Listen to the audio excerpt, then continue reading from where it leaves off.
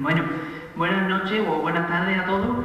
Dentro de la Semana Cultural, que como sabe todo el mundo estamos organizando, pues esta noche tenemos la primera de las conferencias y la tenemos a cargo de Cayetano Martínez. Ya me ha pedido que no le hable de usted, o sea que Cayetano, que es el secretario de la Asociación de Amigos del Camino de Santiago de Sevilla.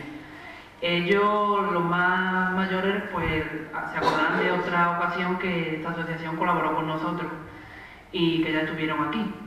Y hoy pues lo tenemos otra vez dentro de este ciclo cultural. Nos va a dar una charla sobre la Vía de la Plata, que es la ruta del Camino de Santiago, pues que nos une más con Galicia y con Compostela, porque pues sale de aquí de Andalucía y demás. Así que yo espero que os guste y nada, os dejo con Cayetano.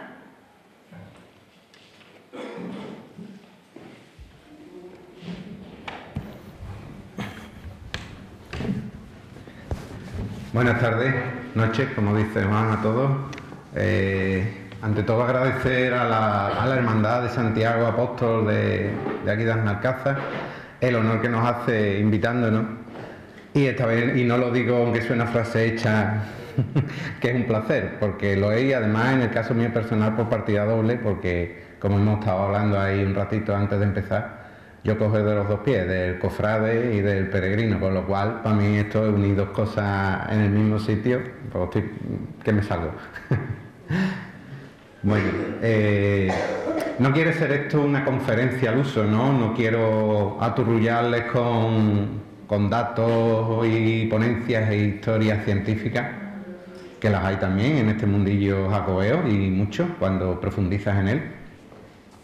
Pero tampoco quiero pasar de soslayo, dar por entendido lo que es el camino, su origen, su génesis y cómo ha ido evolucionando a lo largo del tiempo, ¿no? De los siglos. Mientras hablo, para que se aburra con lo que yo digo y el que no, os voy a dejar puesto de fondo unas fotografías que todas pertenecen a la Vía de la Plata. De cuando en cuando la pararé quizás para hacer alguna mención especial a alguna imagen que sale. Disculpad que algunas salgan así un poquillo distorsionadas y demás, pero hemos tenido sobre la marcha, gracias al portátil que tenía la hermandad, hemos solventado un problema del mío que ya hablaré con él más tranquilamente, por dejarme tirar. Bien, Santiago, el Boanerges, el hijo del trueno. La historia mil veces contada, no por ello se nos escapan detalles que pueden ser importantes para entender el porqué después de 2000 años, porque son 2000 años más o menos desde que muere martirizado Santiago en Palestina, por qué sigue vivo el camino y por qué sigue vivo además en la misma más o menos filosofía que lo inició cuando allá por el siglo IX se descubre la tumba en Santiago. Históricamente las figuras del apóstol, lo único real y cierto que sabemos es lo que nos dice la Biblia, que Santiago, uno de los hijos de Zebedeo, junto con Juan, uno de los preferidos del Señor, al poco de la muerte y resurrección del Señor, unos años después, en plena predicación, es ajusticiado, es prendido y ajusticiado en tiempos todavía de Herodes.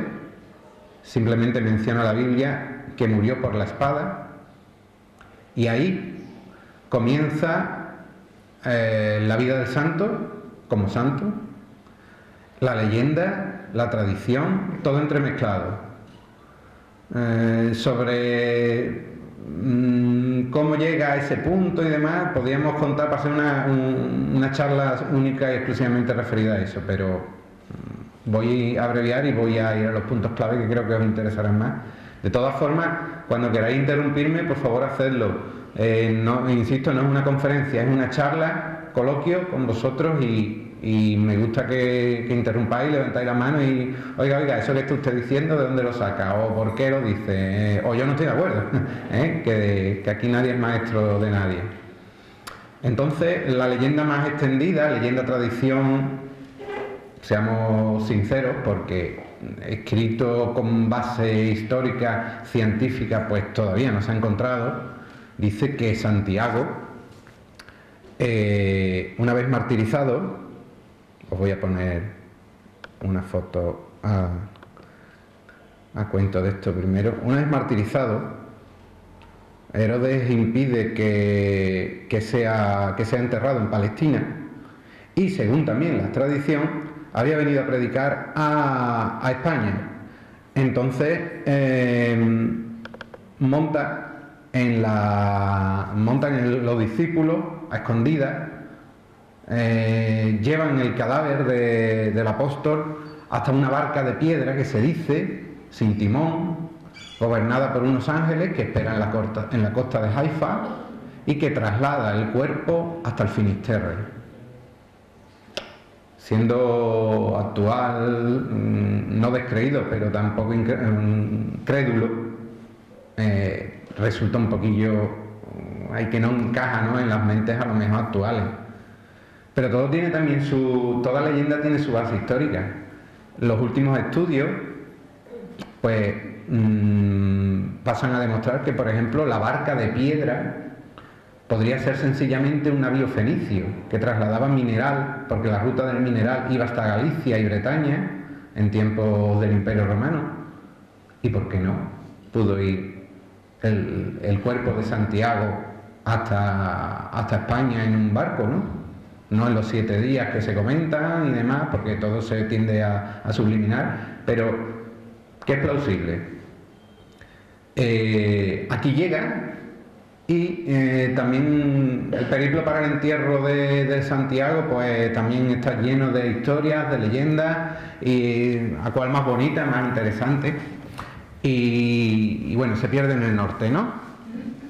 Pero bueno, también tenemos una tradición sureña, andaluza, de la llegada de Santiago, Santiago, según San Isidoro lo relata así en una de sus obras, igual que los valencianos, los cartageneros, digamos, dicen que entró por Cartagena y allí empezó su predicación, los catalanes también que por Ampuria, hay distintas teorías. Nosotros también tenemos la nuestra, no nos quedamos cortos.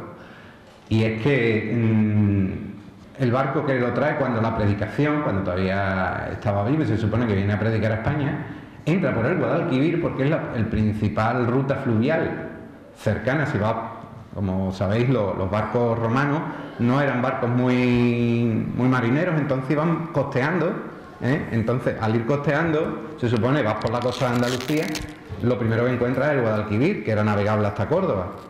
Entonces, según cuenta San Isidoro, Santiago desembarca en Coria del Río. José María de Mena, el historiador, también recoge esta suposición, este relato de San Isidoro. Desembarca en Coria del Río y ahí comienza su predicación. Y el primer apóstol, la primera persona a la que convierte es el que luego será primer obispo de Sevilla, que es un tal Pío. En Sevilla, lo conoceréis, supongo, la iglesia de Santiago el Mayor, de la Hermandad de la Redención. Esa iglesia recibe ese nombre de Santiago el Mayor porque, según la tradición, ahí estaba la casa de Pío, de este hombre, y ahí tuvo alojado a Santiago, escondido. Era un tiempo de dominio del imperio y persecución cristiana, ¿no? Y si hacemos caso, pues fue eso, fue el primer cristiano en España, Pío, un sevillano, un andaluz, Bueno, eso simplemente para que veáis que todo tiene sus dos caras y que nosotros, en Andalucía, en el tema jacobeo, como en tantas cosas, por desgracia, siempre hemos ido con un poco de complejo, en referencia a que vemos el camino francés, ¿no?, la gran ruta de peregrinación, y todos decimos, cuando vienen a la asociación a empezar el camino, siempre, ¿qué camino quieres hacer? Y dice, pues ¿cuál va a ser? Pues el que hace todo el mundo, ¿no? ¿Cuál es el que hace todo el mundo? Yo me pongo así muchas veces a orar a ver hasta dónde llega el futuro peregrino en sus conocimientos. Y no, ese que va por arriba, que sale de los Pirineos, el camino francés. Ese es el camino francés. La Plata, ahora ya mucho menos, pero antes decirle, bueno, ¿y por qué no haces la Vía de la Plata? ¿La Vía de la qué? El despegue, digamos, ha sido de unos años para acá. Y muchas veces me he ido con ese complejo, ¿no?, de que el camino realmente con historia, el auténtico camino a Santiago ha sido el camino francés. Y sin embargo la Vía de la Plata es una gran desconocida y tiene su historia jacobea, sus leyendas, sus tradiciones, de las que tenemos que sentirnos orgullosos y que, como veis, no tienen nada que desmerecer a las que tienen, a la versión oficial y a la versión que se tiene, ¿no?, en el común jacobeo del mundillo, ¿no? Entonces eso, por situaros un poco lo que es el pasado del camino, así surge, ¿no? Se entierra Santiago y el sepulcro desaparece. El sepulcro desaparece durante siglos, oculto, en el Monte Libredón, hasta que hacia el 812, 813, según otros investigadores un poco más tarde, 825, el monje Pelayo, un eremita más que monje, que vivía allí en el bosque, aislado, ve las famosas luces, fuego fatuo, y se dirige hacia donde salen y descubre una tumba, 3 tumbas, e identifica que una de ellas es la de Santiago. Llama a Alfonso, en aquel momento, incipientes los reinos cristianos, están circunscritos a lo que es Asturias, y Alfonso II el Casto, que es el rey, pues rápidamente se persona allí. El obispo, diría Flavia por aquel tiempo, que era Teodomiro, es el que constata que son los restos efectivamente de Santiago Apóstol, y comienza el boom de las peregrinaciones, ¿no? El mayor hallazgo después de también la tumba de San Pedro en Roma, ¿no? Y por supuesto el Santo Sepulcro en Jerusalén, los 3 grandes centros de peregrinación históricos del mundo cristiano. Ahí comienza todo. Pero volviendo otra vez a lo que son la historia nuestra, de aquí de Andalucía, de las raíces nuestras, hay otra versión sobre el entierro del cuerpo de Santiago, de cómo llega al norte, que también San Isidoro nos sirve de base para este relato, y es que, no sé si conocéis, en Oviedo se venera el pañolón, el sudario, que según la tradición también, aunque ahí sí los cronistas tienen muy bien documentado la historia del pañolón y de cómo llega hasta Oviedo, y ahí sí hay una base científica histórica muy fuerte que no deja lugar a dudas de que ese paño, y perdón que me vaya un poquillo por la tangente, pero es también interesante para esto que voy a contar, ese paño cubre cuanto menos el mismo cuerpo que cubre la sábana santa. Si conocéis a Miñarro, al escultor, si no veis, tiene una conferencia magnífica, os la recomiendo. Yo la escuché un día en la Hermandad de la Soledad a las 11:30 de la noche, porque había historia en la Soledad, empezó tarde y nos dio las 12:30 y estábamos todos así. Fue increíble, fue increíble. Bien, ese pañolón entra en el Arca Santa, en el llamado Arca Santa de Oviedo, que los que habréis ido allí la recordaréis. Es esta. Ese arca, que ya os digo, está fielmente documentado por muy distintos historiadores de la época, tanto musulmanes como cristianos, su periplo desde el mismo Jerusalén hasta por toda la costa africana, hasta que entra en Andalucía. En aquel momento Toledo estamos en la época visigoda, Toledo es el principal punto de referencia de España, del mundo visigodo en España. Y el arca esta llega en tiempos de San Isidoro, es custodiada en Sevilla un tiempo y va progresando según llega la invasión musulmana, van subiendo hacia arriba, huyendo de esa invasión, de la profanación de restos que por desgracia acompañaba, ¿no?, a estas guerras santas de aquella época. Y en ese arca pues hay una enumeración. El arca tiene también una historia muy bonita y muy casi de Indiana Jones, de que el arca no se podía abrir y se llevó siglos cerrada y siendo venerada, pero sin saber exactamente qué tenía. Este arca, ya os digo, desde su entrada, que probablemente también se hace por el Guadalquivir, por vía fluvial, a través de Sevilla, va subiendo por la vía de la Plata. Durante un tiempo está en Mérida, que es la segunda gran ciudad tras Toledo. En Mérida, el tiempo que está, no sabemos exactamente su ubicación y demás, pero hace apenas, no exagero, un mes, se ha descubierto en Mérida una losa sepulcral del siglo VII, antes de la entrada de los musulmanes, en la que relata cómo han llegado allí los cuerpos de distintos santos y allí se encuentran alojados. Santa Eulalia, famosa, que tiene también una historia muy bonita para contar en otra ocasión. Y en esa lápida sepulcral, casi al final, pone Iacobus, o sea, Santiago. Es el cuerpo de si hacemos caso, parece que el cuerpo de Santiago estuvo en Mérida. ¿Por qué no? Siguiendo esa lógica histórica, más que la fantástica del barco de piedra y esas cosas, ¿no? Y que por la invasión musulmana, como todo fue hacia el norte, pues al final, al llegar a lo mejor, al pasar el Duero, los que llevaran estos restos se vieron obligados, como en las películas de persecución: vete tú para Oviedo, que yo me voy para Galicia. Y vamos a intentar distraer a los posibles persecutores que llevaran, ¿no? Y entonces pues puede casi llegar a Galicia, ¿por qué no? Esto lo argumenta Diego Muñoz Hidalgo, que es un historiador extremeño muy involucrado en el tema del Camino de Santiago, de los que recuperó la Vía de la Plata para peregrinación en el siglo XX, ya en los años 90, que es cuando se recupera. Entonces ahí os dejo eso, otra teoría histórica, aunque sea teoría, pero histórica, de cómo Andalucía, Sevilla, está involucrada en la historia jacobea desde sus inicios, ¿no? Otro punto a favor de la importancia de la Vía de la Plata en el pasado, y vamos avanzando, lo tenemos en el hecho de que cuando se descubre el sepulcro, pues toda Andalucía está bajo el dominio musulmán. Esto desde tiempos del califato. El califato y el emirato fueron, junto con la época de los reinos de Taifa, o sea, entre el siglo VIII, siglo IX, un poquito del siglo X, son realmente los años de la tolerancia de las tres culturas. Tolerancia entre comillas, ¿no? Era de convivencia. Las nuevas teorías históricas sobre el tema te especifican que, como se suele decir, una cosa es que nos llevemos bien, otra cosa es que seamos amigos. Entonces,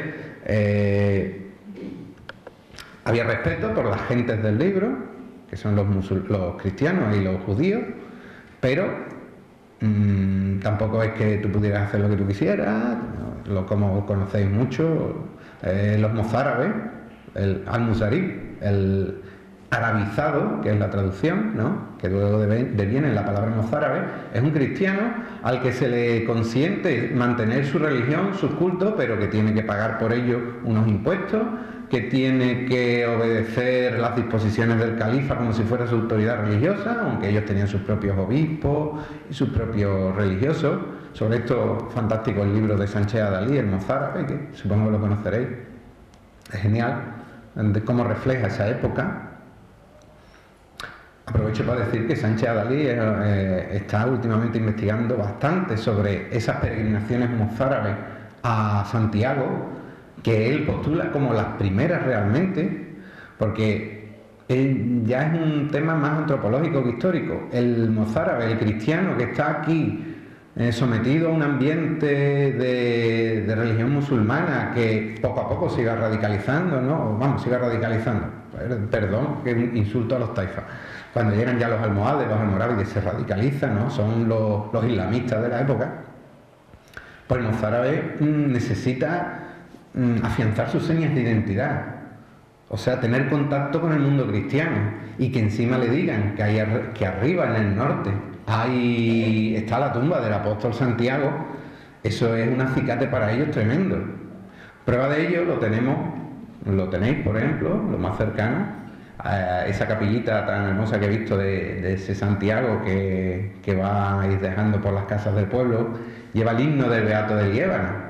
Beato de Liébana es un mozárabe que, huyendo hacia el norte, se asienta en Liébana, en Cantabria, en un monasterio precioso, el de Santo Toribio, al que también se peregrina.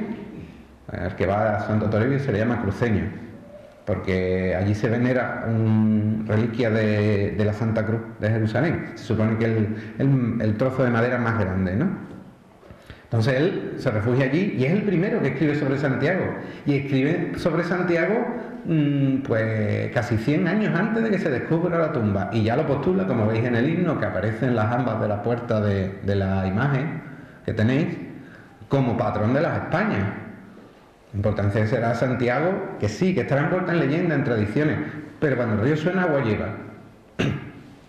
Luego ya sobre el enterramiento en sí, pues podéis encontrar, os recomiendo por ejemplo un blog que se llama albertosolana.blogspot, es el nombre del autor, es uno de los máximos estudiosos sobre el mundo jacobeo y tiene hecho un estudio sobre la tumba, refutando la tantas veces traída y llevada teoría de que si allí está Santiago, si no está Santiago. Él demuestra con hechos científicos y pruebas cómo, si bien no puedes decir que allí esté 100%, hasta que no se pudieran analizar los restos, que no se permite, y que aparte de que no se permitan, es que sería imposible, aquello ha tenido tantas vicisitudes a lo largo de los siglos, que allí puede haber múltiples enterramientos revueltos, y para encontrar una costillita, por así decirlo, con todo mi respeto, de Santiago del siglo I, allí puede haber cadáveres y restos de siglos y siglos, ¿no? Porque lo que sí es verdad, si visteis por ejemplo la restauración de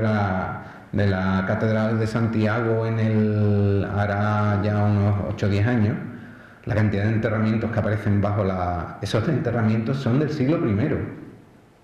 Alguien hay allí muy importante para el mundo cristiano, para que tantos enterramientos se agrupen y se entierren allí. Lo normal en la época del Imperio Romano, si habéis estado en Mérida, por ejemplo, que se ve claramente en el museo, abajo, en los bajos hay la salida de una de las vías, la vía Emerita Augusta, pues veis que los romanos acostumbraban a enterrar a los muertos a lo largo de la carretera. Primero hubo una primera época que se enterraban dentro de las mismas casas, son los famosos lares y demás, pero bueno, no me enredo con eso. Me refiero que ese era el modo tradicional ya en el Alto Imperio de enterrar a los muertos, y sin embargo en Galicia, en esa zona, están centenares de tumbas debajo de la catedral, orientadas además hacia lo que es la tumba romana. Está datada como de la época del siglo I romana, en la que está el cuerpo de Santiago para los que creemos en ello, ¿no? Ya digo, Beato Eliébana es un claro ejemplo de cómo nosotros, como herederos que somos de los mozárabes, herederos culturales e históricos, somos los primeros en llevar ese culto de Santiago en España. Si conocéis, por ejemplo, también, por poner un último ejemplo y no enrollarme más con el pasado, ¿cómo se llama? Peñalba de Santiago, en el Valle del Silencio, en León. Es de fundación, es una de las más primitivas asentamientos mozárabes en el norte, de las comunidades mozárabes que tuvieron que huir del Al-Ándalus, y está dedicada a Santiago, y la iglesia preciosa que hay allí también. Entonces, que las señas de identidad que nos vinculan, repito nuevamente, son muchas, y muchas veces obviadas o digamos silenciadas en pos de que vende más el camino francés. Y ahí hago el inciso de todo mi respeto y admiración hacia el camino francés, porque aquí seguro que hay algún enamorado que me va a decir, pues yo he hecho el camino francés y como hace ninguno. Efectivamente, porque es el único camino de peregrinación que se hizo exclusivamente para peregrinar a Santiago. Eso es cierto. Y por eso la historia que anida en ese camino es 100% jacobea y hecha por los peregrinos. Pero no quiere decir que por el resto de caminos no transitaran peregrinos, no con la afluencia del francés, por supuesto, pero a lo largo de la Vía de la Plata seguimos encontrando muchas referencias. Habéis visto por aquí, para que veáis indicios de que fuimos los primeros, probablemente, como dice Sánchez Adalí, pudiéramos ser los primeros en peregrinar. Esta imagen, que digo con orgullo que en la asociación tenemos una reproducción hecha por un cantero gallego, es la imagen más antigua que hay de Santiago en la península, del Santiago peregrino. A ver si tengo otra que se vea de cuerpo entero y podéis ver los símbolos jacobeos de la venera, el zurrón, que son los indicativos de... Vamos a ver si no me lo he dejado yo atrás. Sí, aquí. Ahí lo tenéis. ¿Veis el zurrón con la venera, la concha? Esto es del siglo IX, o sea, recién descubierto casi en la tumba del santo. Y está en el Valle del Tera, en Santa Marta de Tera, en una variante de la Vía de la Plata, aunque también los gallegos llaman a esa parte Vía de la Plata, pero que comúnmente se le conoce como Camino Sanabria, ¿no? Por atravesar por eso, por Puebla de Sanabria y toda esa zona. Es aquí otro indicio más. Podríamos seguir extendiéndonos, pero insisto, no quiero aburriros porque tampoco el tiempo no quiero teneros aquí hasta mañana. Miñarro, yo no soy un miñarro, y aburriría antes al personal. Mucha historia pasada y vamos a la historia presente, que además supongo que es la que os puede interesar también más. El camino, todos los caminos, con el devenir de los siglos, con la llegada de la Contrarreforma, siglo XVI, las guerras en Europa, empieza a decaer. Los siglos importantes, los siglos de afluencia de esos miles de peregrinos que provocaban que, si habéis estado en Santiago, por ejemplo, y habéis subido a las cubiertas de la catedral, imaginaros cómo era la afluencia de peregrinos, que el que ha estado lo habrá visto, que el techo de la catedral está escalonado, porque los peregrinos tenían que llegar a dormir sobre el techo de la catedral de la cantidad tan ingente que había. En tiempos o sea, con un buen tiempo, claro está, pero en Galicia con más tiempo, a cualquiera hasta arriba, ¿no? Pero imaginaos cómo era la afluencia. Arriba, por ejemplo, en el techo está la famosa cruz dos farrapos, que es de donde viene la tradición que habréis escuchado en Finisterre de quemar las ropas.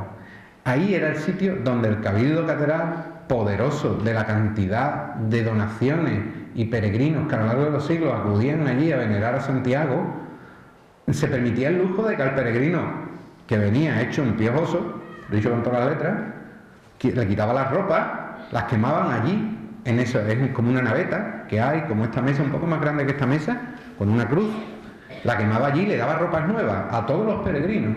Imaginar, para la Edad Media eso era un despilfarro, pero el cabildo catedral apencaba con eso. Imaginaros la cantidad, ¿no? La miriada incontable de peregrinos que llegaron en los años centrales de la peregrinación, que ya os digo, podemos contarlo desde el siglo IX hasta el siglo XIV-XV. A partir del XVI comienza a declinar, ¿no? Por eso que os he comentado antes, por las reformas protestantes que empiezan a ningunear, por decirlo en vocablos actuales, al peregrino, es decir, el peregrino un loco, como llega a decir Lutero. ¿Quién sabe si allí enterrado un perro o enterrado Santiago, ¿no?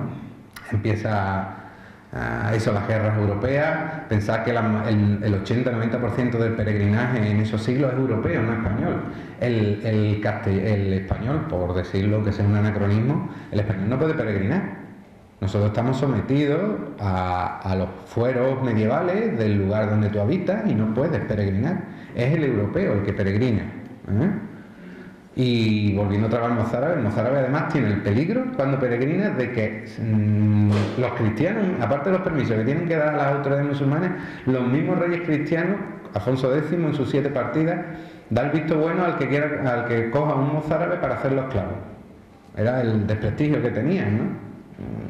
Eran tratados como gente segundona. Ahora los vemos con admiración por haber mantenido la fe cristiana en Al-Ándalus, pero en aquel momento eran tratados con desprecio y con desconfianza por el mundo cristiano.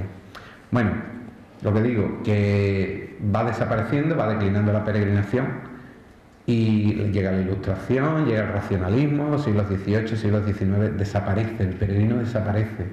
La peregrinación, el Santiago es el 25 de julio y para usted de contar.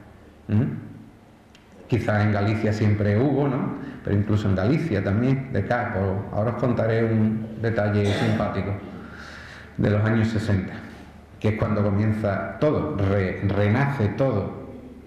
En los años 60, Álvaro Cunqueiro, un escritor gallego, denostado por sus filiaciones políticas, era afecto al gobierno de Franco y demás, pero eso no quita, independientemente de ideología, que es uno de los mayores, lo digo a boca llena, genios de la literatura gallega y que te refleja con más hermosura y más magia y más encanto el mundo de Galicia y de las peregrinaciones. Os recomiendo un libro de él, se llama Por el camino de las peregrinaciones. Él era articulista del Faro de Vigo y era un hombre que muy socarrón, como buen gallego. Él en los años 60, en el año 63, coge un 600 y comienza un viaje en Roncesvalles, recorriendo lo que era el camino, que se conoce históricamente, aunque nadie estaba perdido como camino en sí, como hecho físico y transitable. Iba recorriendo todo el camino francés. Y cuenta, por ejemplo, cómo llegando a Ocebreiro es la puerta en el camino francés a Galicia, para allí. Ocebreiro eran unas payozas, unas chozas como las que veis todavía en Doña Ana, que nos enseñan cuando vamos al viaje, pues así estaba todavía en los años 60. Coge y pregunta: ¿habéis visto peregrinos? Y a unos niños que había por allí, a los niños: mi abuelo me contó que hace 2 años pasó uno. Peregrino era una leyenda, era algo que se confundía con las nieblas gallegas. No sabíamos si era como las meigas, veis las ailas pero no veislas, ¿eh? Y escribe unas frases muy bonitas, yo no lo recuerdo de memoria, pero dice algo así como: viendo la ilusión en los rostros de los mayores, sobre todo, que recordaban a esos peregrinos, que probablemente, y aún hoy día sigue siendo así en muchos sitios, es el único aliciente que tienen muchos pueblos perdidos, y en la Vía de la Plata está siendo igual, porque gracias al transitar de peregrinos muchos pueblos están renaciendo y muchos pueblos están volviendo a resurgir económicamente. Hombre, no se van a hacer ricos, afortunadamente no va a ir el señor o ninguno de estos señores que tanto salen ahora en la tele a hacer negocio allí, afortunadamente, pero como he escuchado una persona que ha abierto algún negocio de albergues y, por ejemplo, me dicen: Cayetano, mira, rico no me hago, pero yo con los 8, 10, 12 peregrinos que pasan al día saco mis 60, 70 euros, le doy a comer a mi familia, y es que vienen todos los días, ¿eh? La Plata es un camino de peregrinación muy duro, ahora ahondaré en él, pero que es de continuo transitar. Afortunadamente, no hay épocas como en el francés, por ejemplo, en invierno desaparece casi todo el mundo. Aquí no, aquí se continúa haciendo, que es más casi que en verano. En verano nos ceñimos más a los guiris que no conocen la calor y vienen en plan kamikaze y bueno, dan miedo, ¿no? Alguna vez ha habido que ir a rescatar a algunos. Bueno, que me voy por la tangente. Cunqueiro escribe, al ver esa ilusión con la que se recordaba el paso de peregrino: hora es ya de que esta buena gente vuelvan a ver el resurgir del camino. Y casualmente, como decimos los jacobeos, los que estamos metidos en este tema, Santiago lo escucharía, seguro, el Santi, como decimos nosotros, el Santi que siempre está ahí, aunque no lo creamos. Lo hablamos con esa confianza porque, no sé si sabes, el Santiago Apóstol es el santo más amigable y humano, si hacemos caso de su iconografía y la filosofía que trasciende a él, de todos. Un saludo, un dicho peregrino desde la Edad Media era: Santiago amigo, ruega por nosotros. Amigo. Se le tiene veneración, pero de estrecharlo, de abrazarlo, por de ahí el abrazo, ¿no? De la amistad. Pues eso, paralelamente, casualmente, en esos años 60, en la aldea de Ocebreiro, en esa misma aldea con payozas, con cloacas todavía en las casas, en los años 60, sin alumbrado público, aparece un curita, pequeño, menudo, pero con un currículum que podía haber sido, y no exagero, porque de hecho se lo ofrecieron, podía haber sido canónigo casi, o como lo queramos llamar, miembro del Vaticano, o sea, personal del Vaticano. Él era licenciado en Historia, licenciado en Teología, licenciado en Antropología, tenía 3 carreras. Y sin embargo, él se llama Elías Galiña. No sé si os suena el nombre, lo habéis escuchado. El que pase por Ocebreiro verá que allí está su tumba, ¿eh? Y yo siempre se lo digo a los del Camino Francés, que es una oración por ese hombre, porque gracias a ese hombre estamos ahora como estamos, los peregrinos, y transitamos lo que transitamos. Elías Galiña, en los años 60, pudiendo haber elegido cualquier otro sitio, ya os digo, incluso algunos historiadores de su figura hablan de que se le ofreció la posibilidad de ir a Roma, al Vaticano y seguir allí su carrera, su aprendizaje. Él no, él es un enamorado del Camino de Santiago y él pide Ocebreiro y llega a Ocebreiro y lo mismo se remanga y coge un azón y se pone a trazar las trincheras para meter las tuberías y dotar de alcantarillado a la población de allí, de luz pública, que luego cuando acaba la jornada y da sus misas, se encierra en su estudio y se pone a investigar archivos parroquiales, libros de historia. Esto lo tengo yo que recuperar, piensa él. Tiene un sobrino que trabaja en el MOPU y que le sobran unas latas de pintura amarilla. Y esa es la famosa flecha amarilla que veis por los caminos. Coge las latas, esto es verídico, ¿eh? No es Paco Gandía contando historias verídicas, es cierto, está documentado. Se va a Roncesvalles con 2 caballos que tenía y se pone a pintar flechas. ¿Cuál es la forma más fácil, no? Flechas para indicar a la gente el camino. Lo para la Guardia Civil. Lo cogen allí, claro, era la época, ya estamos hablando de los 70, hasta desgraciadamente la ETA empieza a dar fuerte. Y la Guardia Civil ve a un señor por los bosques con una brocha de pintura, pintando árboles y con el coche corriendo por ahí robado. Oiga, ¿usted qué es lo que está haciendo? Y él, como buen gallego socarrón, dice, preparando una invasión. Se lo llevaron para el cuartelillo, vamos, del tirón. Por supuesto lo soltaron. ¿Y quién se lo iba a decir realmente? Pues fue una invasión, ¿no? Eso ya os digo, son el año 68, 69, cuando comienza así. Él es el que comienza a llamar a todas las puertas, a los ministerios, a las universidades, a los mismos gallegos, comienza a editar un boletín que realiza a máquina, él, a máquina. No había fotocopia. Y empieza a distribuirlo por las universidades para que lo lean, otros lo van copiando, llamando a la recuperación de ese camino y a la recuperación del espíritu de la peregrinación. Eso es en el camino francés. Todos, en todos los caminos que ahora mismo circulan por la península, que son muchos, ya desde casi todas las capitales, podéis trazar el camino a Compostela, desde todas las capitales españolas, desde Andalucía, por ejemplo, desde todas las capitales, tenéis ya marcado y señalizado camino. Lo que es Andalucía Oriental, falta todavía Almería, pero se unen todos en Córdoba, y desde Córdoba, a través de La Serena, entroncan con Zafra, con la Vía de la Plata. Y luego lo que son el camino de Cádiz, atraviesa Sevilla, se une por Sevilla, y el de Huelva tiene un camino paralelo que también desemboca en Zafra, va paralelo a la Vía de la Plata, con lo cual están comunicadas todas las región. Pues ya os digo, todos somos herederos de esa simiente que deja Elías Baliña, de esas asociaciones, y la de Sevilla, la que nos toca, pues se origina en la Nochebuena del año 92, de la Expo. Un matrimonio, José Luis Salvador y ella, que me perdone, que no me acuerdo, también ha sido presidente, María Jesús Cruz. María Jesús Cruz, José Luis Salvador, ella profesora, él empleado de Telefónica, él otro enamorado del camino. Están haciendo el camino en una crisis matrimonial que tenían, lo reconocen ellos así, tienen una bronca, haciendo el camino francés, tienen una bronca por desgracia o por suerte, ¿no? Porque saca lo mejor y lo peor de nosotros el camino, pues hay momentos de mucha tensión, ¿no? Cuando llevas ya muchos días andando.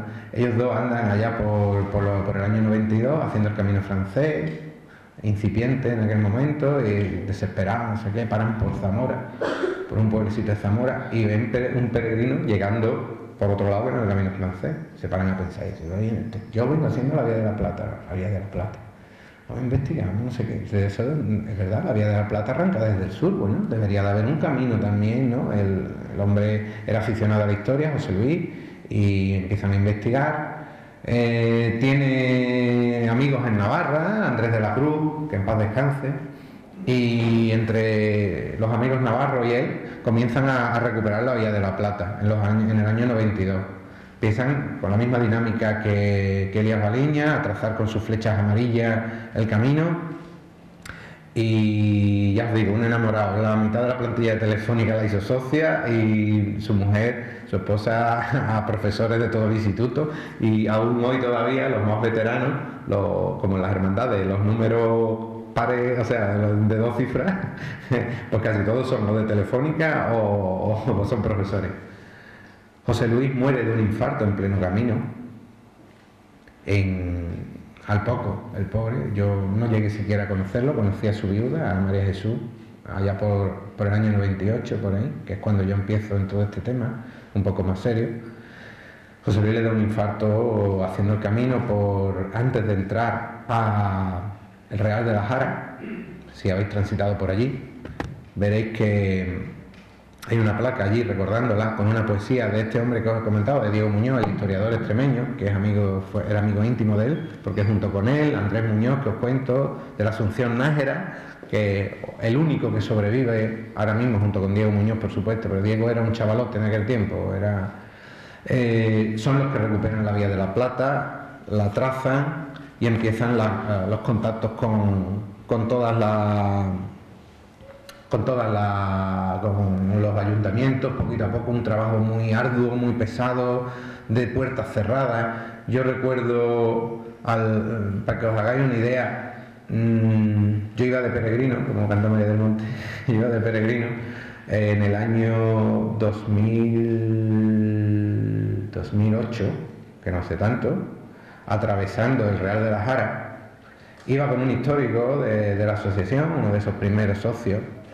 Llegamos a las 4 de la tarde, no, perdón, el Real no, Almadén de la Plata, para no mentir. Llegamos a las 4 de la tarde, porque esa etapa es bastante dura. Y a las 4 de la tarde, con toda la canícula, como decimos aquí, te cruzas con un hombre perdido por las calles y tú dices, este me va a mirar como si no dirá el local este. Y se acerca y me dice, buen camino. 2 calles más para abajo, ya llegando al albergue, otro, buen camino. Y este hombre casi se le saltaban las lágrimas, mi compañero. Me dice, Cayetano, yo entré aquí en el año 92, 93 con José Luis y la gente cerraba las puertas. Cuando nos veía, éramos 2 hippies, sarmentosos, con más mierda con japones, te llevas andando 4 o 5 días y que te tenías que lavar en una palangana casi porque no tenían dinero, ¿sabes? Y bueno, ver la evolución, pues la verdad que llena de orgullo y de emoción. Ese es el camino que nos encontramos actualmente, esa es la Vía de la Plata. El trazado está totalmente definido, podéis encontrar varias variantes, se han ido recuperando variantes históricas, algunas fotos que veis como esta, que veis que está titulado abajo, afortunadamente sale, niño, que buen ordenador tiene, igual. Reconoce hasta los títulos. Pues son de la variante portuguesa, como estáis viendo, porque efectivamente la Vía de la Plata, al llegar a Zamora, se bifurca en ese camino San-Abrés que os he contado, que atraviesa a través de Orense, donde está esa imagen de Santiago, apóstol. Tiene una variante portuguesa que a través de Braganza entra por Verín y enlaza también con ese camino San-Abrés. Y luego tiene pues lo que es Vía de la Plata comúnmente admitida e históricamente admitida, que enlaza con Astorga y ya con el camino francés, ¿no? Lo que pasa es que, bueno, la mayoría de la gente prefiere hacer San-Abrés y porque gusta de llegar por un camino independiente, por así decirlo, a Santiago y no entroncar con el francés. Para eso solemos hacer el francés y no la Plata, ¿no? Y la actualidad del camino es hermosa, es esperanzadora, pero es también difícil.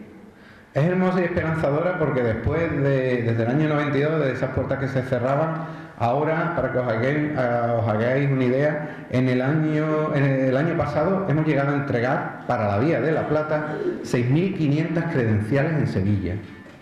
6.500 credenciales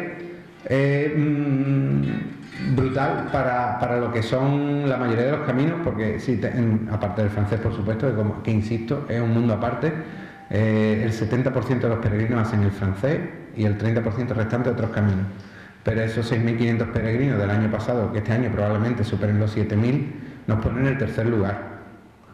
Que lo digo simplemente a efectos estadísticos, que realmente desde la asociación no queremos y luchamos para que el camino de la Vía de la Plata no acabe siendo un camino francés, con todo mi respeto, en el sentido de mercantilizado, hecho casi para turistas, más que para peregrinos, donde se ha perdido mucho de la esencia de la hospitalidad, de la espiritualidad, que eso sería otro tema para ahondar. Se ha perdido porque la masificación hace perder esa esencia. Entonces, ya os digo, es un orgullo, es bonito, y por otro lado está difícil porque tenemos que luchar por mantener esa esencia. Ese es el legado de Baliña, de Elías Baliña. Tenemos con mucho orgullo allí entre los cuadros de trofeos de la Secretaría el premio Elías Baliña, que fue concedido a la asociación en el año 2009, que es el mayor premio internacional que se le otorga a una asociación. Y es muy bonito, aparte por llevar el nombre de Elías, porque ese premio no se da a ninguna acción concreta, a haber hecho un albergue o a haber expedido 6.000 credenciales en un año, como si fuera un récord, no. Es a la trayectoria de 23 años de historia, cuando nos lo dieron, perdona si hago mal las cuentas, que yo soy de letras, pero bueno, 20 y tantos años de historia al trayecto, manteniendo el espíritu que Elías Baliña quiso insuflar nuevamente al camino, y que no es otro que el que llevaba el peregrino medieval, el de la devoción por Santiago, el de la hospitalidad con mayúsculas. En el camino, si alguno aquí lo habéis hecho, sabéis que podéis encontrar algo que aquí nos decimos hospitalarios cuando le decimos a alguien que mi casa es tu casa, cuando tú quieras vienes, y cuando viene decimos, me cago en la leche, este tío se la toma el pie de la otra. Allí no te dicen eso, al peregrino yo lo he vivido, de ver en pleno camino francés, en pleno verano, con la marabunta, de que parece una autopista aquello. Estaba yo de civil, como yo digo, estaba yo de turista en ese momento, y estaba asomado al balcón de mi alojamiento y vi una pareja que llegaba tarde, se habían extraviado en Molina Seca, para más señas, y estaban en el suelo, sentados, reventados. Se veía que eran nuevos. Y una mujer mayor estaba un par de casas más atrás, la veía yo en el balcón también mirando a los peregrinos pasar. Y cuando ya pasó todo el mundo y esa pareja allí reventada, que no tenía ni sitio ni nada, que parecía San José y la Virgen, se acercó y dijo, ¿no tenéis sitio? No tenemos sitio, vamos a llamar a un taxi si eso, iremos al próximo sitio. Y dice, no, venía a mi casa. Y te meten en su casa. Por desgracia en el francés se está perdiendo eso mucho, pero se mantiene. Eso es la hospitalidad con mayúsculas. El que en estos tiempos que corre mete a un extraño en su casa a dormir, el que le pone un plato de comida. Eso es hospitalidad. Y en La Plata también se está dando, afortunadamente. Os cuento una última anécdota y con eso termino, para preguntas que espero queráis hacer y por no enrollarme más. Me ocurrió hace 2 años. Vuelvo de mis cultos, yo soy hermano de Montesión, vuelvo de mis cultos de la Virgen del Rosario en el mes de noviembre, y al pasar por Omnium Santorum me encuentro un tipo grandísimo, casi los 2 metros, con un mochilón de esto que parece un paracaídas. Y bueno, ya la inercia miraba si lleva la concha, y veo la concha de peregrino. Eran ya las 10:30 de la noche larga, ¿sabéis? Los cultos terminan tarde, pues. Y claro, no puedo evitarlo, me acerco.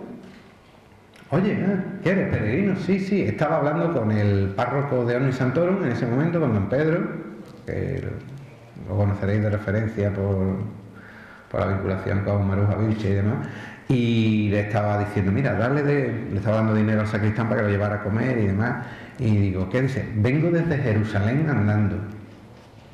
Y hace así, y tira la credencial, si la habéis visto alguna, la credencial está plegada como en acordeón, tiene una credencial, no me exagero, de 4 o 5 metros. Me quedé alucinado, es verdad, viene desde Jerusalén. Estoy buscando alojamiento, pero yo soy de una organización pacifista que intentamos que esto sea por donación.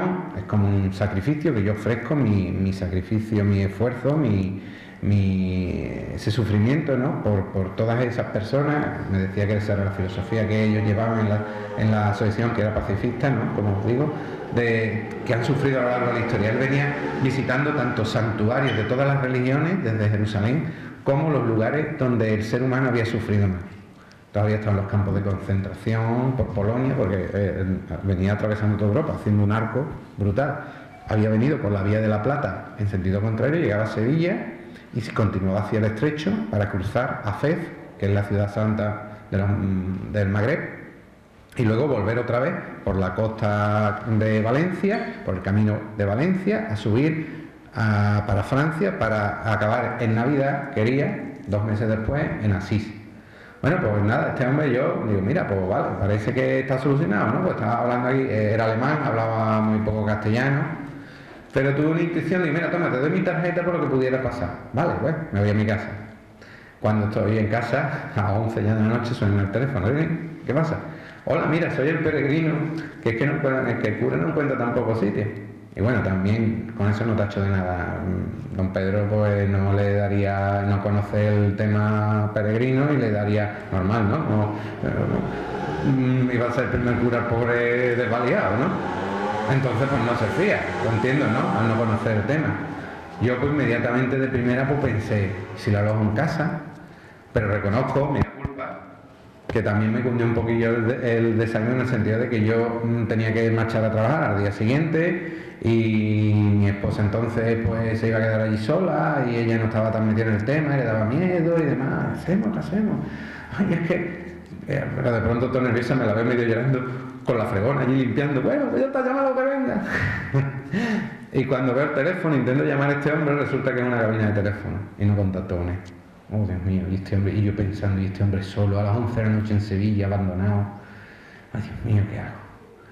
Y resulta, bueno, busco por Google, llamo a un amigo que entiende más de estas búsquedas así raras y me dice, mira, en tal página puedes encontrar los números de las gabinas. Encuentro, la gabina era de una plaza de Sevilla, la Plaza de la Gavide, y llamo a un bar que había enfrente y digo, mira, perdona, hay un hombre con una mochila grande ahí fuera, al lado de un teléfono esperando. Por favor, llámalo, que se ponga el teléfono, el del bar. Tú estás de cachondeo, no me aguanto. Digo, mira, por favor, que es que este hombre va a dormir en la calle. Bueno, uno más, ¿no? Con la mochila. Digo, no, uno más, no, un peregrino. Viene de Jerusalén. Me cuelga, bueno, sí, voy a llamar. Cuelga el teléfono y digo, esto ni llama ni nada. Y ya preparándome voy para allá. Y llamo a Merquillo, que es verdad que hay un tío muy grande con una mochila. Y yo había llamado mientras a un hotel, al Hotel Simón, que colabora con nosotros en alojar peregrinos. Les digo, mira, pasa esto, ya sé que es muy tarde, pero dime lo que, si tenéis alguna habitación, yo la pago, yo confiando, pues, bueno, confiando y sabiendo que iba a ser así, que la asociación me abonaría, ¿no? Los compañeros, pues, para estas cosas acudimos y en una situación así se le abona la estancia al peregrino, ¿no? Y llamé y en el hotel empiezan a darme también parejinones y me quedé un poquillo allí tiradillo, ¿no? En el sentido, digo, qué triste, ¿no? Que hay que ver que nadie le abre las puertas a este hombre y espérate que te me consulta al administrador. Y cuando me llama, de segundo me dice, Cayetano, ¿qué? Mira, que se venga para acá. Ah, vale, bueno, mira, el factor. Y dice, no, olvídate del factor. Y alojaron a ese hombre gratis en el hotel y le dieron de cenar y de desayunar gratis. Y estamos ya en plena crisis y el hotel tampoco es para tirar cohetes, de que no es el Lebreros ni el Macarena, un hotel pequeñito. Y os digo que eso fue un ejemplo de hospitalidad con mayúsculas también y que se dio aquí en la Vía de la Plata. Bueno, creo que he querido daros unas pequeñas pinceladas tanto del pasado como del presente y del futuro que podemos tener por delante, que depende de todos nosotros, de la ilusión que tengamos por esto, que yo me gusta decirle a todos que aunque cojáis las vacaciones para hacerlo, realmente no son vacaciones, es una experiencia vital, es algo que os va a marcar de por vida. Si hay aquí alguno que lo haya hecho, lo sabrá y que os enganchará y probablemente repetiréis y quién sabe, incluso podéis acabar como yo, ¿no? Aquí metido en estos fregadillos, que se agradecen mucho y con mucha ilusión porque nadie es profeta en su tierra y que desde Alcázar contéis con la Asociación de Sevilla, para nosotros, insisto, es un honor. Espero que os haya ilustrado por lo menos. Perdonad que esto es como la mili, aquí empezamos, nosotros uno empieza a hablar y no para y he cortado historia. Así que simplemente reiterar el agradecimiento a todos, a los que habéis venido, a la hermandad y nada, dispuesto a las preguntas que queráis hacer. Muchas gracias y como solemos despedir siempre a los peregrinos y espero que haya quedado un poquito de simiente de peregrino en vuestros corazones, buen camino.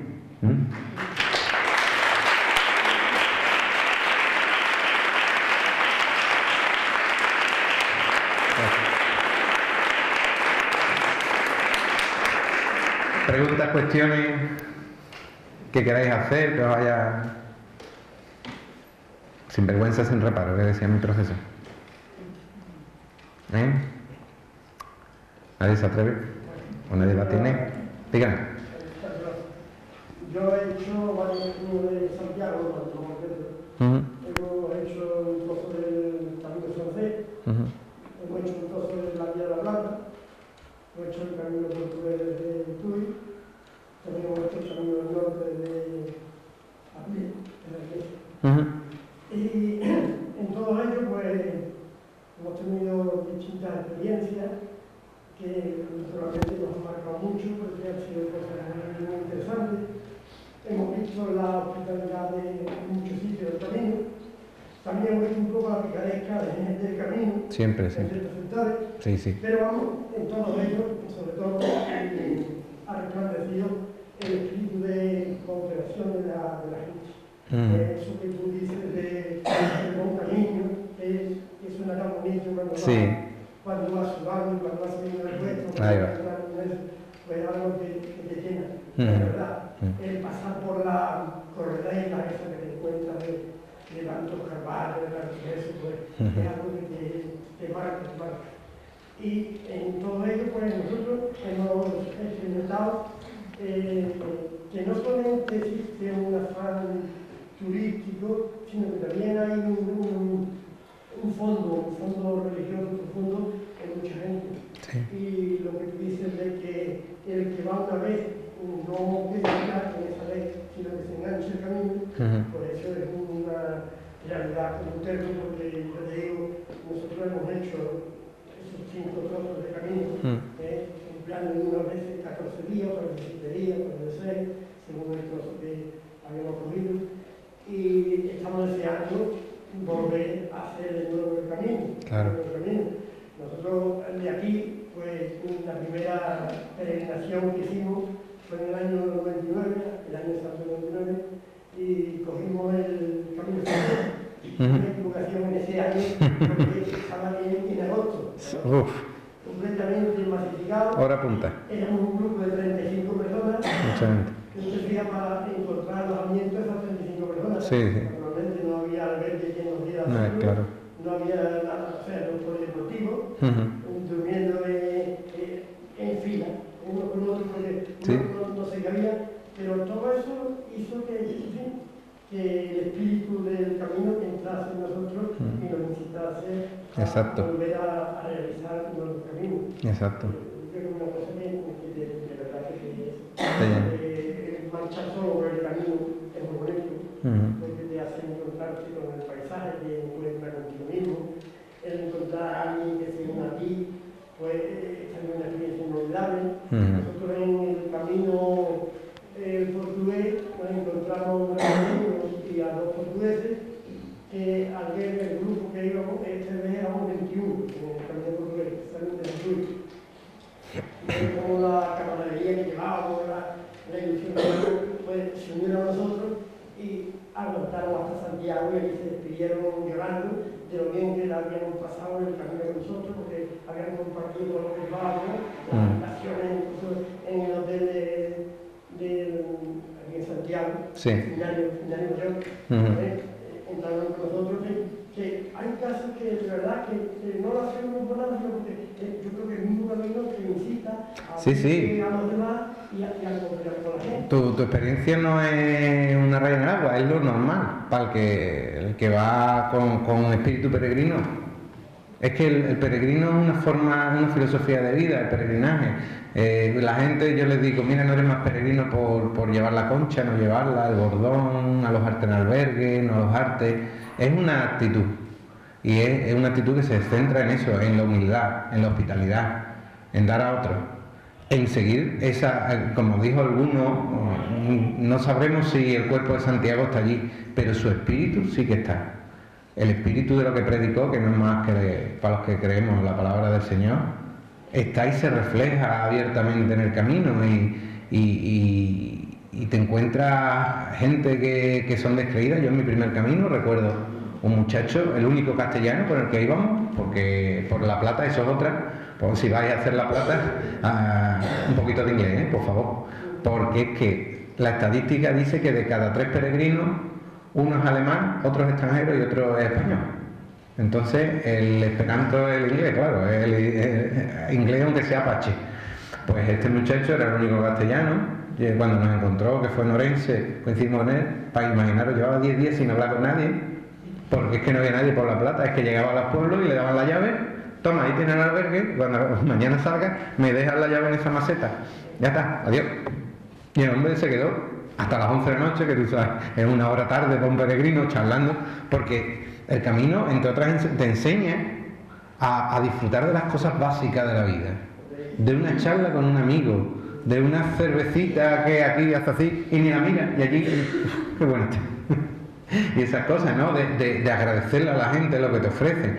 Es verdad que también hay picaresca, como bien has dicho, de siempre y la habrá, ¿no? Eso es así. Y yo le digo a la gente, el peregrino siempre agradece, no exige, pero el peregrino tampoco es un pardillo, o sea, no te dejes cuando te dicen, menú del peregrino, 20 euros. Oye, no, 20 euros en el Alfonso XIII.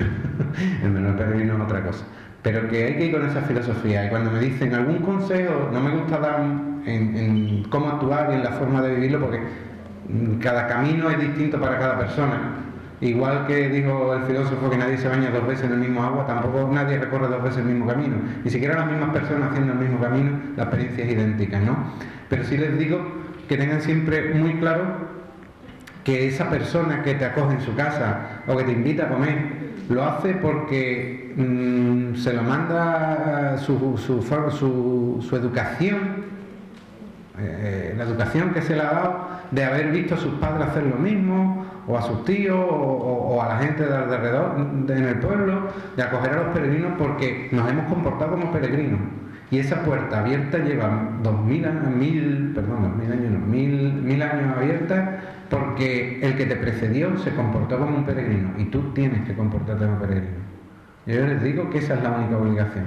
Lo demás ya, cada uno es libre de sentir, de creer, de opinar, de vivir como quiera, porque el camino es libertad, como decimos muchos los peregrinos, o no es nada. Y tolerancia, claro, ante todo. Y ya te digo, eso, esa experiencia tuya es la usual, ¿Alguien más? ¿Alguna cosilla más que queráis preguntar de sí? Y fíjate si es tan usual que... Y ahora sí, con esto ya termino, porque si no va a hablar nadie más, yo también tengo que descansar un poquito. Jan Bonnecar, un peregrino suizo del siglo XVIII, se escapa de su casa con 16 años para hacer el Camino de Santiago y deja un relato escrito increíble. Te cuenta cómo está a punto de morir por fiebre, cómo estando en un hospital y ve morir a sus compañeros en las camas de al lado, se tira de la cama y se arrastra para salir en pleno invierno y avanzar como sea, con el único aliciente y nada más y nada menos que ese aliciente de llegar a Santiago y de llegar a la tumba. Y deja en su escrito pidiéndole perdón a su padre, no comprendiendo muy bien por qué hace eso. ¿Por qué nos empeñamos? Y en aquellos tiempos era más usual, ahora me tiro el rentoy, como se suele decir, de presumir de que tiene más mérito aún con las comodidades que tenemos cuando una persona coge una mochila, se la echa a la espalda y se mete 30 kilómetros andando, que podía ser en coche en 10 minutos y nos llevamos días, ¿no? Pues Jan Bonnecar escribe, el diario es precioso, no tiene desperdicio. Escribe al final una cosa muy, muy bonita también, que siento no haber... Me hubiera gustado traer la frase, pensé en traerla, pero... bueno, dice, intentando explicar el por qué hace eso. Dice, las cosas más sencillas en la vida no sabemos explicarlas. A veces somos como esos perros que en sueños parecen que persiguen señales de casa mayor y te mueven y parece que te atrapa. Es lo que te pasa al peregrino, que cuando ha vuelto a casa todavía sueña que está en el camino, que anda. Dice Jan Bonnecar, es en esos momentos cuando el camino realmente te atrapa y no te suelta. Y es por eso repetimos. Bien, pues ya está. No os doy más la lata. Agradeceros nuevamente tanto a la hermandad, sobre todo de Santiago, y a todos los que estáis aquí presentes, vuestra paciencia, vuestra atención y nada, animaros. Buenas noches.